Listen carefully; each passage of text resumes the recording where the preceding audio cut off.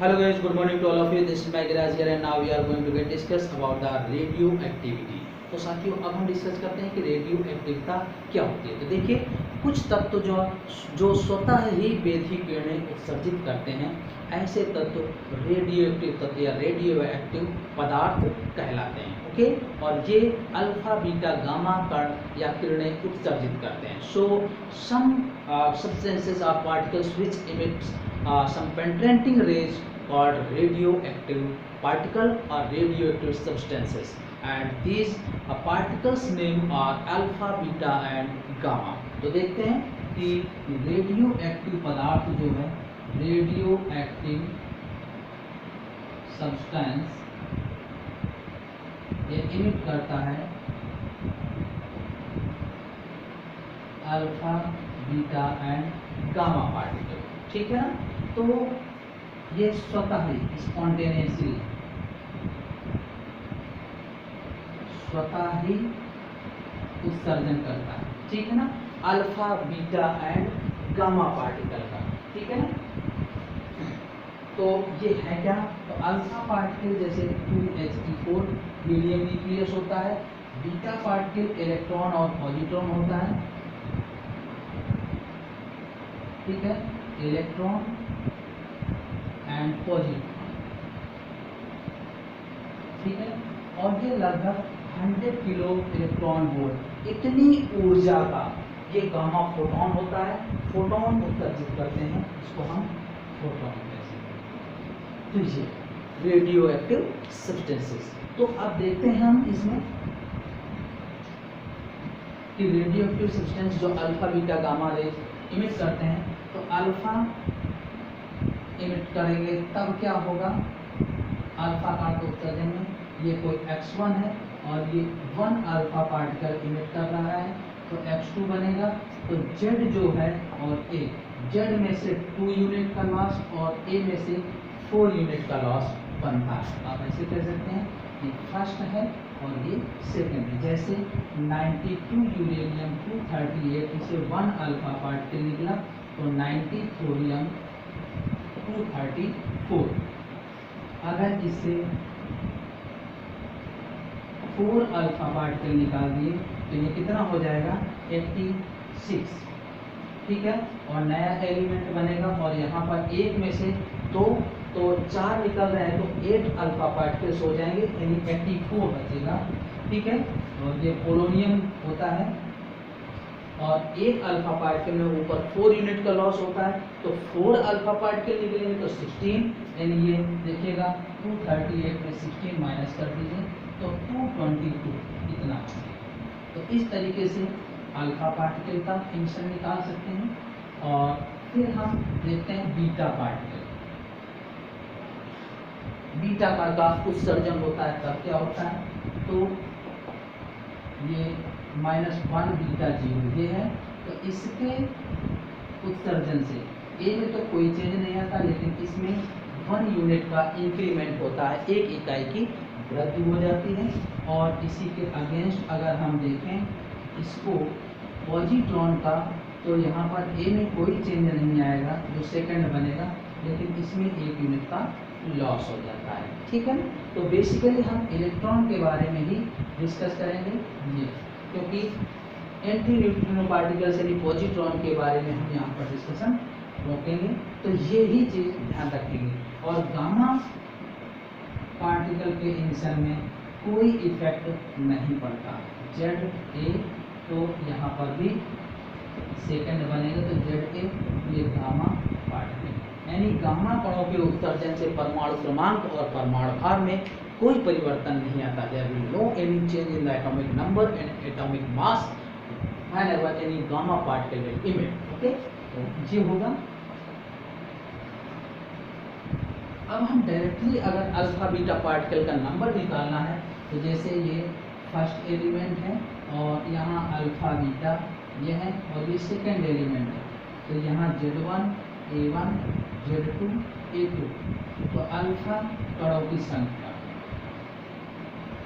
Number of alpha particles A1 minus A2 by 4, और beta कणों की संख्या होती है 2 गुणे अल्फा कणों की संख्या माइनस Z1 माइनस Z, ठीक है ना। ये तो इस तरीके से आप ये निकाल सकते हैं। जैसे हम एक एग्जांपल लेते हैं कि 92 यूरेनियम 238 से अल्फा बीटा कितने हैं उत्सर्जित होंगे, ठीक है ना। कि ये हो जाए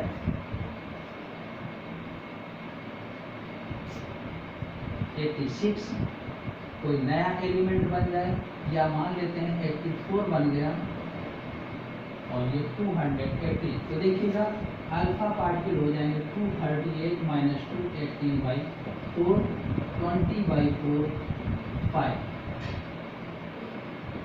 और बीटा पार्टिकल होंगे 2 into number of alpha particle minus Z1 minus Z2, तो 10 माइनस 8 आ जाएंगे 2।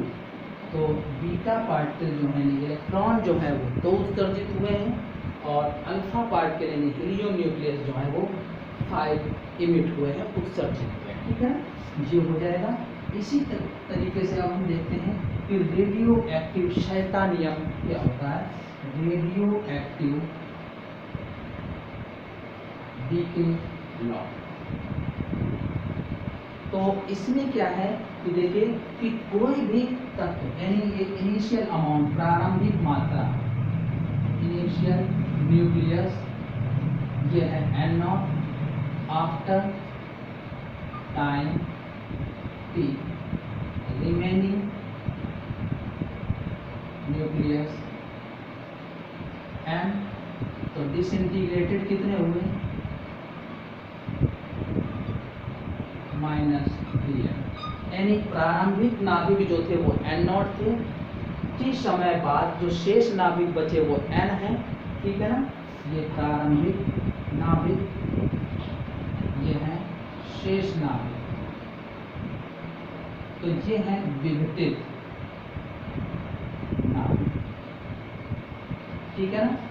तो जो रेट होती है विघटित नाभिक की -dN/dt प्रोपोर्शनल n, इन पर निर्भर करती है, ठीक है ना। शेष जितनी मात्रा है उस समय उसके ऊपर निर्भर करती है, और जब इसको सॉल्व करते हैं तो इसका एक्सपोनेंशियल इक्वेशन आती है n = n0 e⁻ λt। Lambda जो होता है वो डीके कांस्टेंट होता है, क्षय नियतांक, ठीक है ना।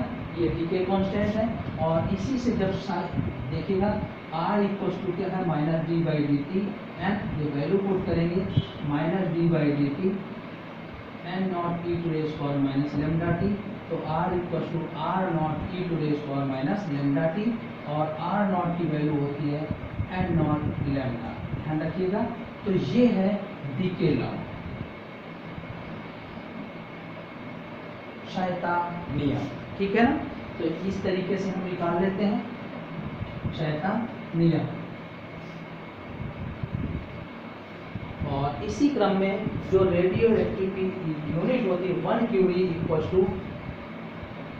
1 क्यूरी = 3.7 × 10⁻10 डीके पर सेकेंड, विघटन पर सेकेंड, या 3.7 × 10⁻10 बेकुरेल, इसकी बेकुरेल भी यूनिट होती है।